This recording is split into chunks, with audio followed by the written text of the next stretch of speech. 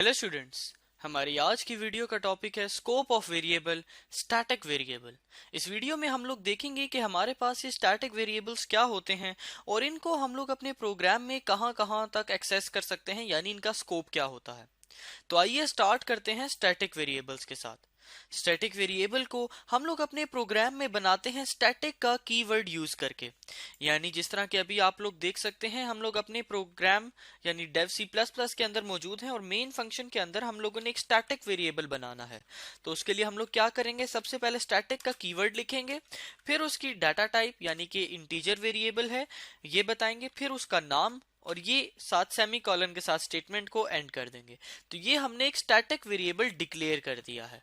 हम यहाँ पर इसी स्टेटमेंट में इसको इनिशियलाइज भी करवा सकते थे, यानी a इक्वल्स टू 5। ये हमारे पास एक स्टैटिक वेरिएबल बन गया है। लेकिन यहाँ पर स्टैटिक वेरिएबल होता क्या है और इस स्टैटिक से क्या मुराद है। स्टैटिक वेरिएबल ऐसे वेरिएबल्स होते हैं जो सिर्फ एक दफा इनिशियलाइज होते हैं, और जब ये इनिशियलाइज हो जाते हैं तो उसके बाद ये इंफॉर्मेशन को प्रिजर्व करते हैं, यानी अपने अंदर सेव रखते हैं। अपनी जो पास इनकी इंफॉर्मेशन होती है या जो भी वैल्यू होती है उसको याद रखते हैं। इन दो बातों को, इनिशियलाइज्ड वंस और प्रिजर्व इंफॉर्मेशन, इन दोनों बातों को हम लोग अभी एक प्रोग्राम लिख के एक एग्जांपल की मदद से समझने की कोशिश करते हैं। तो फॉर एग्जाम्पल ये हमारे पास हमारा मेन फंक्शन मौजूद है। यहाँ पर हम लोग एक और फंक्शन बना लेते हैं func1 के नाम से, जिसके अंदर हम लोग अपने स्टैटिक वेरिएबल को इस्तेमाल करेंगे। यहाँ पर हम लोग एक नॉर्मल यानी कि एक लोकल वेरिएबल बनाते हैं इंट a इक्वल्स टू 5, और एक बनाते हैं स्टैटिक वेरिएबल। ये दोनों वेरिएबल हम लोग इसलिए बना रहे हैं ताकि हम दोनों में फर्क देख सकें। Static int b equals to 5, दोनों को हमने इनिशियलाइज करवा दिया 5 के। अब हम लोग करेंगे क्या कि इन दोनों को जो है प्रिंट करवाएंगे। तो सबसे पहले हम लोग प्रिंट करवाएंगे the a is equals to, उसके बाद a की वैल्यू प्रिंट हो जाए हमारे पास, और फिर हम लोग कुछ स्पेसेस छोड़ देते हैं और फिर हम लोग b की वैल्यू को प्रिंट करवाते हैं। यानी यहां पर हम लिख देंगे b इज इक्वल्स टू, और उसके बाद b की वैल्यू को प्रिंट करवा देंगे, और प्रिंट करवाने के बाद हम लोग एक लाइन छोड़ देंगे। अब यहाँ पर सबसे इंटरेस्टिंग पार्ट, सबसे दिलचस्प पार्ट, प्रिंट करवाने के बाद हमने a की वैल्यू को भी प्लस कर देना है और b की वैल्यू को भी प्लस कर देना है।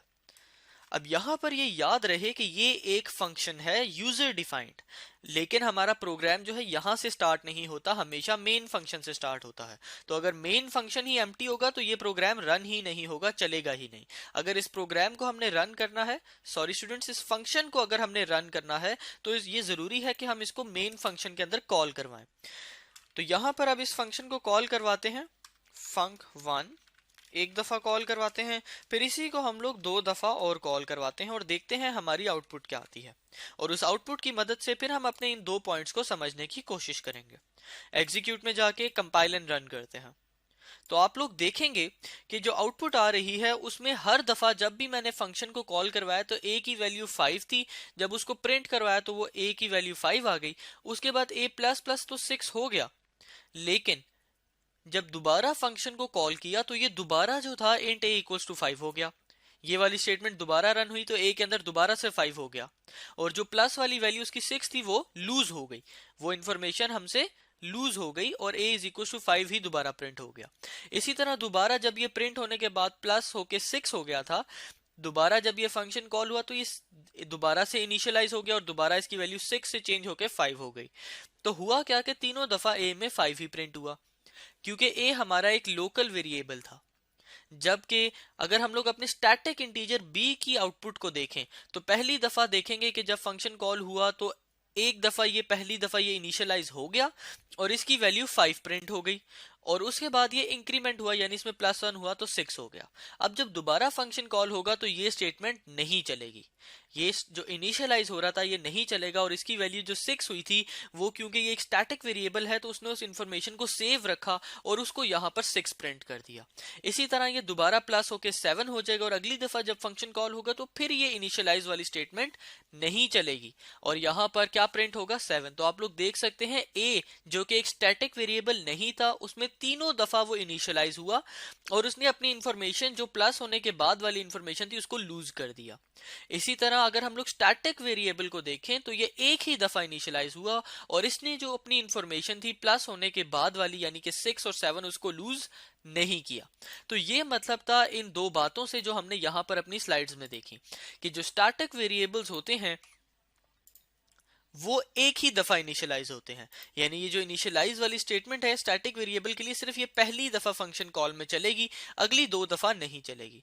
लेकिन अगर ये स्टैटिक ना हो तो जिस तरह के ये ए था ये हर दफा चलेगी और इससे हमें नुकसान क्या होगा कि ये अपनी इंफॉर्मेशन को लूज कर देगा। जिस तरह पे यहां पर ए प्लस प्लस 6 हो गया था लेकिन उसने यहां पर ये दोबारा इनिशियलाइज हो गया और उस इंफॉर्मेशन को लूज कर दिया। तो लेकिन जो स्टैटिक वेरिएबल होते हैं वो अपनी इंफॉर्मेशन को प्रिजर्व रखते हैं, लूज नहीं करते। अब अगर बात की जाए स्टैटिक वेरिएबल की स्कोप की तो इनका स्कोप भी लोकल होता है। यानी अगर यहां पर मैंने एक स्टैटिक वेरिएबल b बनाया है तो मैं इसको किसी और फंक्शन के अंदर इस्तेमाल नहीं कर सकता। जिस फंक्शन में इसको मैं डिक्लेयर करूंगा, डिफाइन करूंगा, सिर्फ वहां ही इसको इस्तेमाल कर सकता हूं। एक चीज को हम लोग वेरीफाई कर सकते हैं। अगर हम लोग यहाँ पर प्रिंट कराने की कोशिश करें b को तो आप लोग देखेंगे कि हमारे पास एरर आ जाएगा। ये देख सकते हैं इसी लाइन में एरर आ गया। ये वजह यही है कि ये बेशक स्टैटिक तो है लेकिन इसका स्कोप फिर भी लोकल है, यानी अपने फंक्शन तक ही ये सिर्फ इस्तेमाल किया जा सकता है। तो स्टूडेंट्स इस वीडियो में हमने देखा कि हमारे पास स्टैटिक वेरिएबल क्या होते हैं और उनका स्कोप क्या होता है। Thank you students.